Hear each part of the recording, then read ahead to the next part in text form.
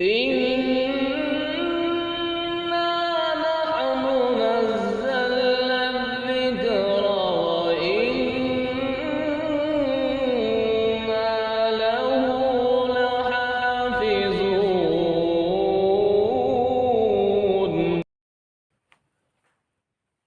أعوذ بالله من الشيطان الرجيم. بسم الله الرحمن الرحيم.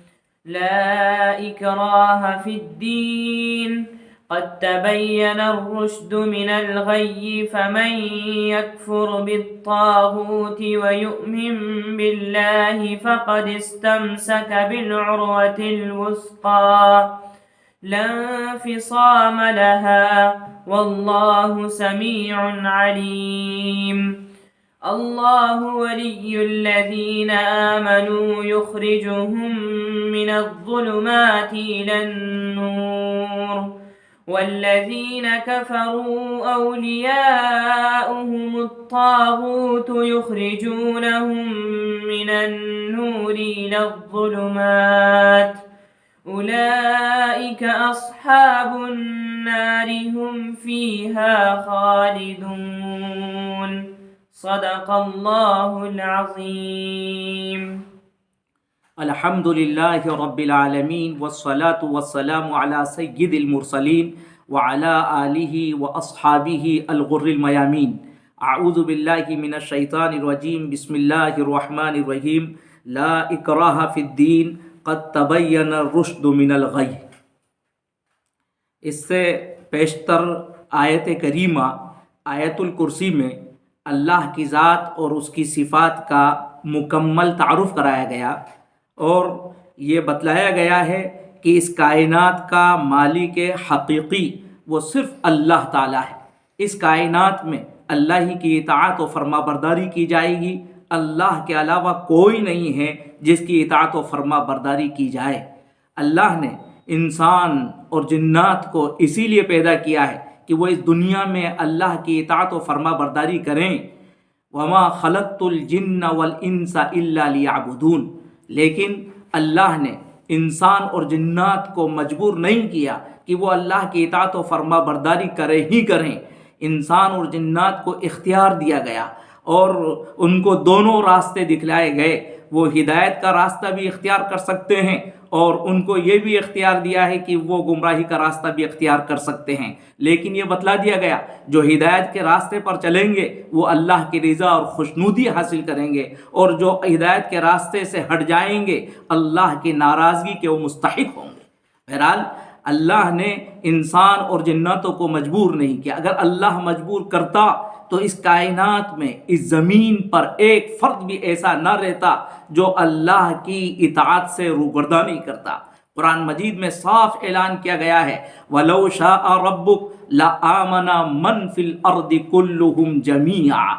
بس جب اللہ نے خود مجبور نہیں کیا تو اس نے مسلمانوں کو جو اللہ کی اطاعت و فرما برداری کرنے والے ہیں ان کو بھی یہی حکم دیا کہ وہ دین کے سلسلے میں اللہ کی اطاعت و فرما برداری کے سلسلے میں اسلام کے سلسلے میں وہ زبردستی نہ کریں, کسی کو مجبور نہ کریں, زبردستی اسلام میں داخل نہ کریں.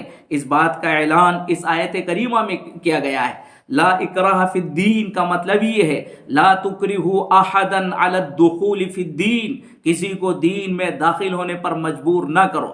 اور اس آیت کریمہ کا پس منظر شان نزول خود اس کی کھلی دلیل ہے کہ اسلام نے کسی کو قبول کرنے پر مجبور نہیں کیا. ابو داؤد شریف کی روایت ہے قبیلے انصار کی خواتین دور جاہلیت میں ایسا کرتی تھیں جب ان کے بچے نہیں ہوتے تھے یا کسی کے بچے نہیں بچتے تھے تو وہ یہ منت مان لیا کرتی تھیں کہ ہمارا اگر بچہ زندہ رہے گا تو ہم اس کو یہودی بنائیں گے. اس طرح سے متعدد بچے یہودیوں میں تھے جو یہودی ہو چکے تھے اور جب سن 4 ہجری میں بنو نذیر کو جلا وطن کیا جانے لگا تو ان انصار نے یہ چاہا کہ ان کے بچے مدینہ منورہ میں رکے رہیں اور وہ اسلام میں داخل ہو جائیں. انہوں نے اللہ کے رسول صلی اللہ علیہ وسلم سے اس کی اجازت چاہی. اللہ کی طرف سے یہ حکم نازل ہوا لا اکراہ فی الدین، زبردستی ان کو دین میں داخل نہیں کیا جائے گا۔ اور اسی طرح کا ایک واقعہ اور آتا ہے، حسین یا ابو الحسین نام کے ایک صحابی تھے، ان کے 2 بچے وہ نصرانی ہو گئے اور شام چلے گئے۔ انہوں نے حضرت رسول پاک صلی اللہ علیہ وسلم سے اجازت چاہی کہ وہ ان کو جبر کر مسلمان بنا لیں اور واپس مدینہ منورہ ان کو لے آئیں، کیا اس کی اجازت ہے؟ اللہ کے رسول صلی اللہ علیہ وسلم پر یہ آیت کریمہ نازل ہوئی لا اکراہ فی الدین۔ بہرحال پوری تاریخ اسلام اس بات پر شاہد ہے کہ کبھی بھی نو کے اس تلوار سے اسلام قبول نہیں کروایا گیا۔ یہ تو لوگوں کی غلط فہمی ہے، وہ یہ سمجھتے ہیں کہ اسلام تلوار کی نوک سے پھیلا ہے، تلوار کے ذریعے سے پھیلا ہے، حالانکہ تاریخ اسلام کے اندر کوئی ایسا ایک واقعہ بھی پیش نہیں آیا۔ روز اول سے آج تک کوئی ایک ایسا واقعہ بھی بطور شہادت کے پیش نہیں کر سکتا ہے۔ بہرحال اللہ کی طرف سے مسلمانوں کو یہ حکم دیا جا رہا ہے کہ وہ دین کے سلسلے میں جبر و اکراہ نہ کریں، اور اس کی وجہ بھی بیان کر دی گئی، کیونکہ قد تبین الرشد من الغی، رشد کا مطلب ہدایت، رشد کا مطلب اسلام، اس لیے کہ ہدایت غی سے، گمراہی سے وہ واضح ہو چکی ہے، اسلام پوری طرح آب و تاب کے ساتھ وہ واضح ہو چکا ہے۔ اب اسلام کے تعارف کرانے کی کوئی ضرورت نہیں ہے کہ یہ اسلام ہے اور یہ حق ہے۔ اسلام اللہ کا سچا اور حقیقی دین ہے، اور وہ بالکل کھلی ہوئی کتاب کے طریقے سے سب کے سامنے ہے۔ انبیاء علیہم السلام کی تعلیمات کے ذریعے سے اس کو واضح کر دیا گیا ہے قد تبین الرشد من الغی۔ اب لوگوں کی اپنی ذمہ داری ہے وہ اس ہدایت کو اختیار کریں، یا وہ چاہیں تو اپنے کفر اور شرک سے چمٹے رہیں، یہ ان کی اپنی ذمہ داری ہے، ان کو اختیار ہے۔ لیکن جو اسلام سے وابستہ ہو جائے گا وہ بڑا خوش نصیب ہوگا، اس کی بشارتیں آگے آتی ہیں فَمَن يَكْفُرْ بِالطَّاغُوتِ وَيُؤْمِن بِاللَّهِ، بس جس نے طاغوت کا انکار کیا، طاغوت سے مراد شیطان کا انکار کیا، شیطانی نظام کا جس نے انکار کیا، وَيُؤْمِن بِاللَّهِ، اور جو اللہ پر ایمان لایا، فَقَدِ اسْتَمْسَكَ بِالْعُرْوَةِ الْوُثْقَى، اس نے مضبوط دستہ تھام لیا ہے۔ یعنی اس کی مثال ایسی ہے جس نے مضبوط رسی کو، مضبوط کنڈے کو پکڑ لیا ہو تو اب وہ گر نہیں سکتا، وہ ٹھوکر نہیں کھا سکتا۔ بس جو اسلام سے وابستہ ہو گیا اس نے ایک مضبوط رسی کو، مضبوط حلقے کو تھام لیا ہے۔ لَا انفصام لَهَا، جس میں شکستگی نہیں ہے، جو ٹوٹنے والا نہیں ہے۔ اور یہ ایک کھلی ہوئی حقیقت ہے کہ اسلام وہ اللہ کی طرف سے انسانوں کو ایک زندگی کا مستحکم نظام دیا گیا ہے۔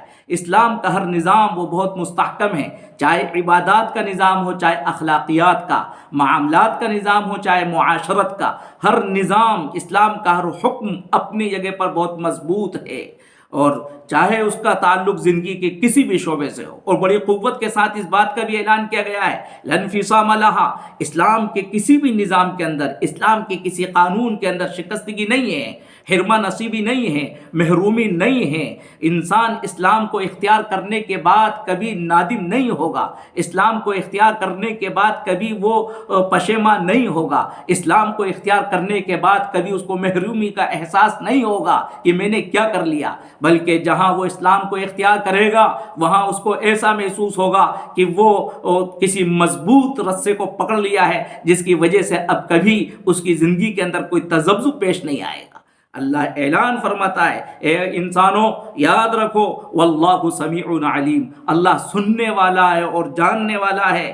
یعنی جو لوگ اللہ کے اس نظام کو قبول کرتے ہیں اور اس حق کو اختیار کرتے ہیں، اللہ ان کی باتوں کو سنتا ہے اور ان کے احوال کو خوب اچھی طرح سے جانتا ہے۔ انہوں نے اسلام کو سچے دل کے ساتھ قبول کیا ہے یا زبانی جمع خرچ ہے، اللہ اس حقیقت سے خوب واقف ہے۔